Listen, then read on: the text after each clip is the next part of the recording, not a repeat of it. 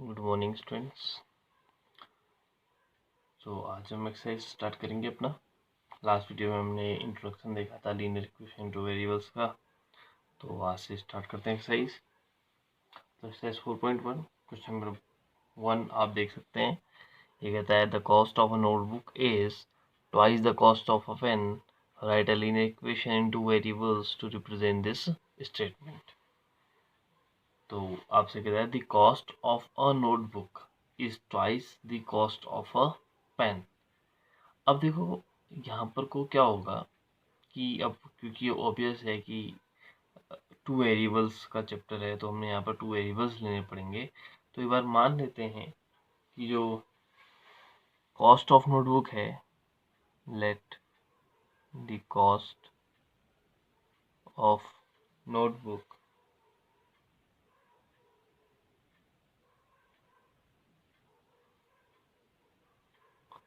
be rupees X and let the cost of a pen be rupees Y.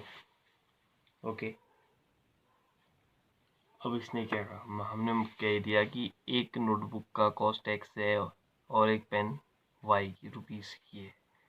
तो इसने कहा कि जो कॉस्ट ऑफ नोटबुक है, जो कॉस्ट ऑफ नोटबुक है वो twice the cost of pen के इक्वल है, यानी कि twice the cost of pen मतलब 2 इंटू वाई।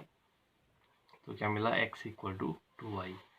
अब इसको इधर ले आए तो क्या बनेगा, x minus 2y is equal to 0। और आप देख सकते हो ये किस तरह से मिला, linear equation in two variables में। ठीक है, तो इसमें वैसे बेसिकली इतना ही काम करना है हमको।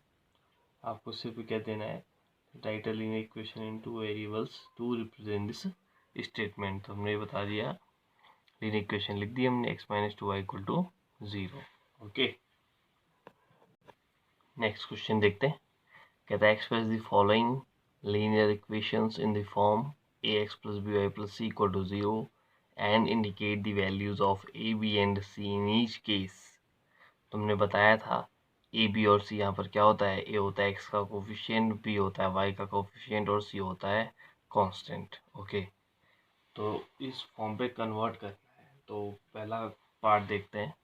फर्स्ट पार्ट है 2x plus 3y is equal to 9.35 bar. Okay, 5 के ऊपर बार दिया हुआ इसने। देखो अब इसने कहा कि फॉर्म क्या रखना है, a x plus b y plus c equal to 0। मतलब ये कि आर एच एस आप हमेशा क्या रखेंगे, 0 ही रखेंगे। ठीक है, आर एच एस को आप 0 रखेंगे तो ये क्या बनेगा, 2x plus 3y minus 9.35 bar is equal to 0। तो ये कुछ ऐसा बना। ठीक है, तो ये बन गया a x plus b y plus equal to 0 में। अब आप कहेंगे प्लस तो नहीं है, वहाँ पर तो माइनस है। ठीक है, तो इस बात से आपको बिल्कुल भी चिंता करने वाली बात नहीं है कि यहाँ पर प्लस आ रहा है माइनस आ रहा है, ये तो इस फॉर्म पे कन्वर्ट ही नहीं हुआ। आप चाहो तो इसको ऐसा लिख तो सकते हो, 2x plus 3y plus minus 9.35 बार। अब देखिए a x plus b y plus c. अब बस ये है कि सी क्या होगा यहाँ पर, माइनस 9.35 बार होगा। इतना आपने ध्यान देना होगा बस। तो यही बात तो आप यहाँ से भी कह ही सकते थे। ठीक है, अगर आपको ऐसी प्रॉब्लम हो रही है तो आप इस फॉर्म पे लिख के फिर ए बी और सी की वैल्यूज दे दें, या फिर अगर यहीं से दे सकते हैं तो आप यहीं से दे दें ना। तो ए इक्वल टू क्या हो जाएगा, 2, B equal to 3 and C equal to minus 9.35 bar. Okay, ऐसे इस तरह से आप देखेंगे। सेकंड क्वेश्चन देखते हैं। कहता है x upon 5 minus, okay sorry not this, x minus y upon 5 minus 10 is equal to 0। तो ये भी थोड़ा सा इसको प्रॉपर फॉर्म पे लिखते हैं। यहाँ एलसीएम ले लेते हैं 5, तो ये बनेगा 5x minus Y minus 50 equal to 0। ये 5 क्रॉस मल्टीप्लाई होकर यहाँ जाएगा 0 के पास, तो क्या हो जाएगा 5x minus Y minus 50 equal to 0। तो आप देख सकते हैं a x plus b y plus c equal to 0 में कन्वर्ट हो गया। वही वाली बात जिससे पहले हुई थी, यहाँ पर हमने क्या करा, प्लस लगा के अंदर माइनस कर दिया, बात वही है। तो हम यहाँ पर अब सीधे अगर लिखना चाहें तो ए इक्वल टू मिलेगा 5, बी इक्वल टू मिलेगा -1। ठीक है, वाई के साथ कुछ नहीं है कोफिशिएंट, तो हम क्या मान लेंगे 1, तो भी क्या होगा -1, और सी इक्वल टू हो जाएगा -50। ठीक है, यहाँ तक कोई दिक्कत नहीं होगी। ओके, आगे बढ़ेंगे। अगला क्वेश्चन है -2x plus 3y equal to 6। तो इसको क्या करेंगे, पहले इसको RHS को 0 रखते हैं। ठीक है, तो अब मिल जाएगा आपको a इक्वल टू कितना -2। आप एक काम ये भी कर सकते हैं, माइनस कॉमन ले सकते हैं, फिर अंदर का यहाँ माइनस हो जाएगा, यहाँ का प्लस हो जाएगा, ऐसा भी कर सकते हैं। ठीक है, इसमें कोई मतलब ये गलत कहने वाली कोई बात नहीं है, दोनों बातें सही हैं। ठीक है, a equal to -2, b equal to 3 और c इक्वल टू -6। कौन सी दोनों बातें सही कह रहा हूँ मैं, आप इस वाले बात में एक काम ये कर सकते हो कि माइनस बाहर कॉमन लिया, अंदर बचा 2x minus 3y plus 6 equal to 0। अब ये -0 के अपॉन में आएगा तो अब ऐसे -0 ही बनेगा, तो मिला क्या 2x minus 3y plus 6 equal to 0। अब इस केस में a हो जाएगा 2, b हो जाएगा -3 और c हो जाएगा 6। ये भी आप कर सकते हैं, दोनों बातें एक ही रहेंगी आपकी। ठीक है, यहाँ तक की कोई दिक्कत आपको नहीं होनी चाहिए। वैसे अगर हम बात करें कि आपके आंसर की के अकॉर्डिंग, तो ये equal to -2, B equal to 3 और सी इक्वल टू -6 यही दे रहा है। ठीक है, तो यहाँ तक पहुँचने की ज़्यादा खास ज़रूरत है नहीं, पहुँच भी जाओगे तो गलत भी नहीं है। ठीक है, ऐसे ही आप बचे हुए पार्ट इसके खुद से बना ही सकते हैं। ठीक है, चलो एक पार्ट मैं और बना लेता हूँ, 4th पार्ट। ठीक है, तो 4th पार्ट है आपका x is equal to 3y। तो इसको कहूँगा x minus 3y equal to 0। अब आप कहोगे भाई ax और by तो है लेकिन कांस्टेंट टर्म तो नहीं दिख रहा, तो आप इसको ऐसा कहोगे अगर नहीं दिख रहा है तो 0 है बेसिकली। लेकिन आप चाहो तो ऐसा भी करके कह दो एक बार के लिए, ताकि आपको बात समझ में आ जाए, लेकिन नहीं है तो 0 ही है वो। तो a इक्वल टू हो जाएगा 1, b इक्वल टू हो जाएगा -3 और c इक्वल टू हो जाएगा 0। ओके ओके, तो ये 4 क्वेश्चन मैंने इसके बना दिए, ऐसे ही आप बच्चे हुए 4 आप बना लेंगे। ठीक है, तो ये सिंपल है, कोई ज़्यादा समस्या वाली बात इसमें है नहीं। ठीक है, तो एक्सरसाइज 4.2 स्टार्ट करते हैं। Question number 1 4.2। क्वेश्चन नंबर 1 क्या कहता है, which one of the following options is true and why. आपसे कहता है कि इनमें से कौन सा ऑप्शन सही होगा। y equal to 3x plus 5 के लिए याद करो कि मैंने बताया था पिछली वीडियो में कि जो भी लीनियर इक्वेशन होती है इन 2 वेरिएबल्स, याद रखना, if it is in 1 variable तो उसका हमेशा एक यूनिक सॉल्यूशन होगा। ऐसा क्यों कहता हूँ मैं, जैसे 2x प्लस 5 कह दिया मैंने इक्वल टू 0, ऑब्वियस है आप x इक्वल टू क्या कहोगे -5/2, यही तो वैल्यू आएगी ना x की, कुछ और तो आ नहीं सकता। लेकिन इससे पहले ही वाली वीडियो में मैंने एग्जांपल दिखाया था, हमने कहा था x प्लस 5 इक्वल टू 0 अगर मैं कहूँ, तो आप खुद ही कह रहे थे कि 0 और 0 में भी 0 प्लस 0 0 रहेगा, -1 प्लस 1 करोगे 0 आएगा, -2 प्लस 2 करोगे तब भी 0 आएगा, -3 प्लस 3 0 आएगा। मतलब ऐसे बहुत सारे पेयर्स आपको मिल जाएंगे, यानी कि x की हर वैल्यू के लिए वहाँ कोई ना कोई y होगा ही होगा। तो इसका मतलब ये हुआ कि लीनियर इक्वेशन इन 2 वेरिएबल में आपको कभी भी यूनिक सॉल्यूशन नहीं मिलेगा। सिर्फ 2 ही सॉल्यूशन मिले ऐसा भी संभव नहीं है, तो हमेशा आपको क्या मिलेंगे, इनफाइनाइटली मैनी सॉल्यूशंस मिलेंगे। तो ट्रू तो ये हो जाएगा। और y कहता है तो आप कह दोगे for every value of x, for every value of x, there is a corresponding value of y, corresponding value of y and vice versa, मतलब इसका उल्टा भी हो सकता है कि y दिया हो तो x आ जाएगा। ठीक है, बात समझ में आ गई होगी। ये linear equation in two variable में आपको कभी भी यूनिक सॉल्यूशन नहीं मिलेगा, इस बात को आप याद रखना। ठीक है, दो वेरिएबल अगर आ चुके हैं तो मैनी सॉल्यूशंस आएंगे, क्योंकि ऑब्वियस है कि हर x के लिए वहाँ कोई ना कोई y हो गई। ठीक है, बात समझ आ गई होगी। आगे बढ़ते हैं, तो क्वेश्चन नंबर 2 देखते हैं। कहता है right 4 solutions for each of the following equations, right for equation for each case, एक ही बात है। ठीक है, हर एक केस में आपको क्या देना है, 4 सॉल्यूशन देने हैं। अब यहाँ पर कोई एक बात ये आती है कि भाई 4 सॉल्यूशन देने हैं और होते तो क्या हैं, इनफाइनाइटली मेनी सॉल्यूशंस। तो आप कोई भी सॉल्यूशन दे सकते हो, यहाँ पर को किसी के लिए कोई बैरियर नहीं है कि आपने वही सॉल्यूशन देने जो आंसर की में हो। आंसर की में हो सकता है इसका सॉल्यूशन न भी दिया हो। ठीक है, तो दैट इज नॉट थिंग।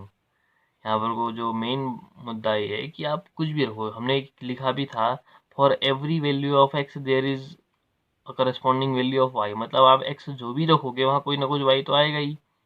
ठीक है, तो आप कुछ भी ले लो, 4 इक्वेशन 4 सॉल्यूशन। जैसे इफ एक्स इक्वल टू 0 कह दूँ तो यहाँ से 2 इंटू 0 0, तो बचेगा क्या, 2 into 0 plus Y equal to 7, तो 0 इंटू 0 0, तो बचा क्या, वाई इक्वल टू 7, एक वैल्यू ये आ गई। ठीक है, ऐसे ही इफ एक्स इक्वल टू 1 तो 2 into 1 plus Y equal to 7, तो 2 1 जा 2 प्लस वाई इक्वल टू 7, तो Y equal to 7 minus 2, Y equal to 5। लो भाई, एक और इक्वेशन आ गई।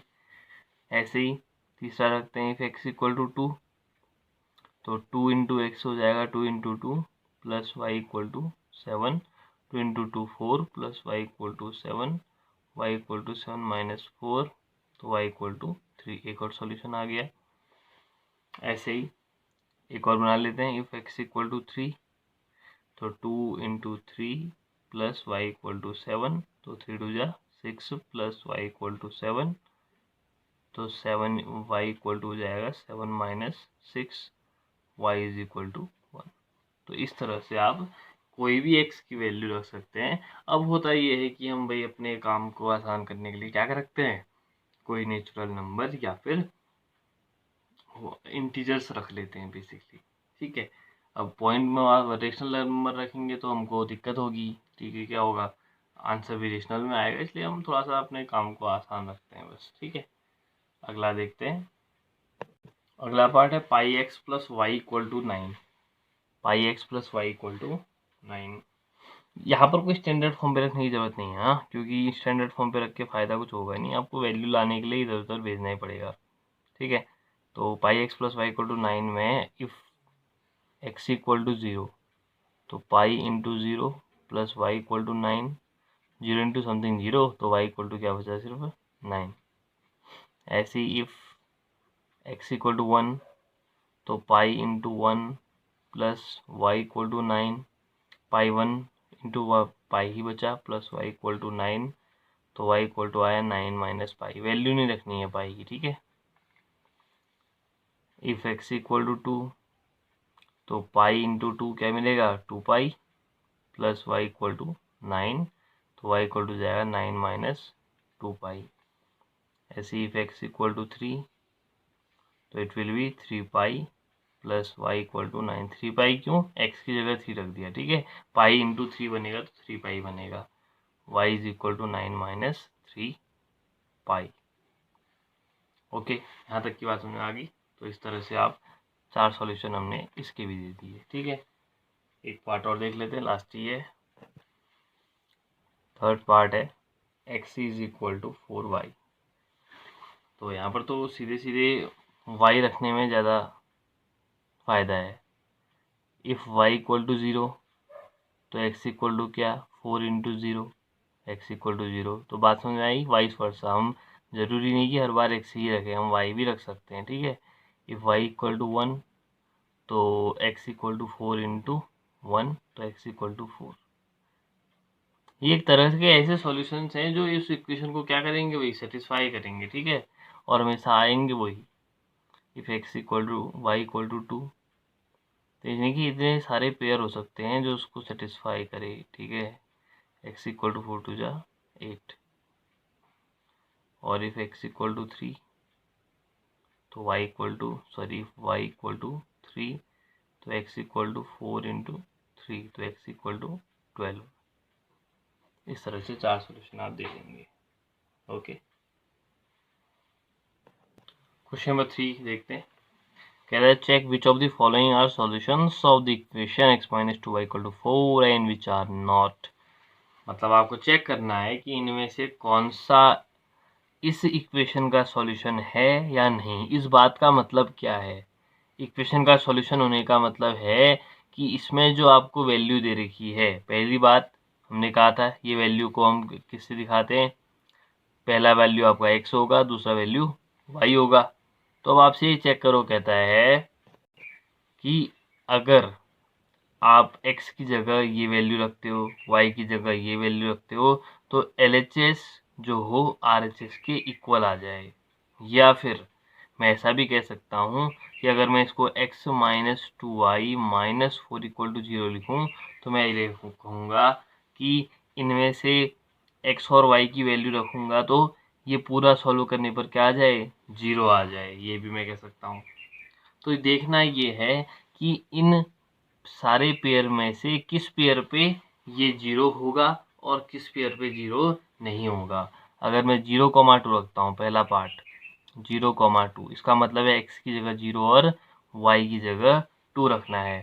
तो 0 माइनस 2 इंटू 2 माइनस 4, तो ये तो 0 0 ही रहा, 2 2 जा 4 माइनस 4 माइनस 4, तो कितना आया -8।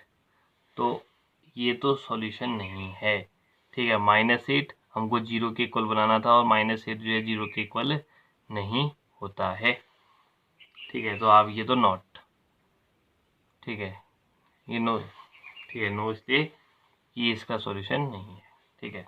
ऐसे ही 2,0 देखा तो x की जगह 2 रखा, माइनस 2 इंटू वाई की जगह 0 माइनस 4, तो 2 माइनस 2 इंटू 0 0 माइनस 4, तो 2 माइनस 4 ये आया -2, ये भी 0 के इक्वल नहीं होता है, तो ये भी नो हो गया है कि इसका सॉल्यूशन ये नहीं है। ऐसे ही थर्ड पार्ट देखते हैं। ये है 4,0 यानी कि x की जगह 4, इक्वेशन क्या है, x minus 2y minus 4 equal to 0 है, तो x की जगह 4 माइनस 2 इंटू वाई यानी कि 0 माइनस 4, तो हो जाएगा 4 माइनस 2 इंटू 0 0, तो 4 माइनस 4 0। हाँ, यहाँ पर कोई ये RHS के बराबर आ रहा है, तो ये एक सॉल्यूशन है, ठीक है। ऐसे ही फोर्थ देखते हैं, √2, 4√2। देखते हैं x की जगह √2 रखते हैं, y की जगह 4√2 रखते हैं, -4, तो √2 4 2 जा 8√2, इसमें तो पॉसिबल ही नहीं है, ये हो जाएगा -7√2 -4, नॉट, ठीक है, ये भी नहीं सकता, ये भी सॉल्यूशन नहीं है, ठीक। फिफ्थ चेक करा, 1,1 देखते हैं, तो x की जगह 1 रखा, y की जगह भी 1 रखा, -4 1 2 1 जा 2 -4, तो 1 -6 -5 डज नॉट इक्वल टू 0, तो ये भी नो।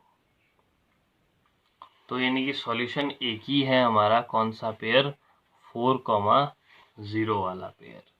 ठीक होगी बात, यहाँ तक समझ में आ गया होगा, ठीक है। हमने खाली पेयर रख के देखा कि कौन सा सॉल्यूशन है और कौन सा नहीं है, और सिर्फ एक ही मिला थर्ड वाला, बाकी सब सॉल्यूशन इसके नहीं है, सिर्फ थर्ड है। ओके, आगे बढ़े, क्वेश्चन नंबर 4। क्वेश्चन नंबर 4 देखिए क्या कहता है, find the value of k if x equal to 2, y equal to 1 is a solution of the equation इतना। 2x plus 3y equal to के। देखो सॉल्यूशन होने का मतलब क्या है, सिंपल सी बात है, अगर कोई वैल्यू किसी इक्वेशन का सॉल्यूशन है तो उसका मतलब ये है कि उसको उसके LHS में रखने पर वो किसके इक्वल हो जाएगा, RHS के इक्वल हो जाएगा, मतलब सेटिस्फाई करेगा अगर वो सॉल्यूशन है तो। अब उसने कह दिया कि सॉल्यूशन है, x equal to 2 y equal to 1 is the solution of the equation, इसका मतलब कि इसको रखने पर वो वैल्यू आएगी, यानी कि LHS और RHS इक्वल हैं जब आप इसको रखते हो। तो अगर आप इसको रखते हो 2 इंटू 2 प्लस 3 इंटू 1, यानी कि ये बात इक्वल है किसके, के। ऐसा क्यों, ऐसा मुझे कैसे पता क्योंकि इसने कहा कि x इक्वल टू 2 और y इक्वल टू 1 जो इसका सॉल्यूशन होगा, यानी कि x इक्वल टू 2 और y इक्वल टू 1 की y इक्वल टू 1 रखने पर ये वैल्यू RHS की इक्वल होगी। तो हमने सीधे सीधे दिखा दिया इक्वल टू के। तो 2 2 जा 4 प्लस 3 1 जा 3 इज इक्वल टू के। तो के इक्वल टू क्या आया, 7। ये बात मिल गई हमको। तो यही होगा, जब भी आपसे सॉल्यूशन है कहेगा तो ऑब्वियस एक अननोन वैल्यू दे देगा, तो अननोन वैल्यू की वैल्यू आपको यहाँ से मिल जाएगी। ठीक है, तो ये यहाँ पर हमारी 4.2 एक्सरसाइज फिनिश हो जाती है। ठीक है, ओके, तो यहाँ तक की बातें आपको समझ में आई होंगी, हमने बात करी सॉल्यूशंस की।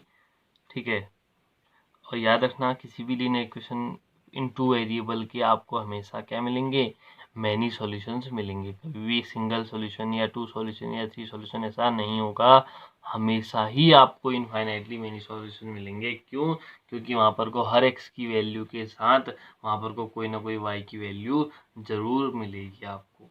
ठीक है, तो यहाँ पर तक आपको बातें समझ में आ गई होंगी। आपको मैंने 4 क्वेश्चन आपके लिए भी छोड़े हैं, ठीक है, तो वो आप देखेंगे। हाँ, बाकी हम नई एक्सरसाइज यानी कि 4.3 इसको नेक्स्ट वीडियो में यानी कि कल इसको लेके आएंगे। ठीक है, ओके, थैंक यू।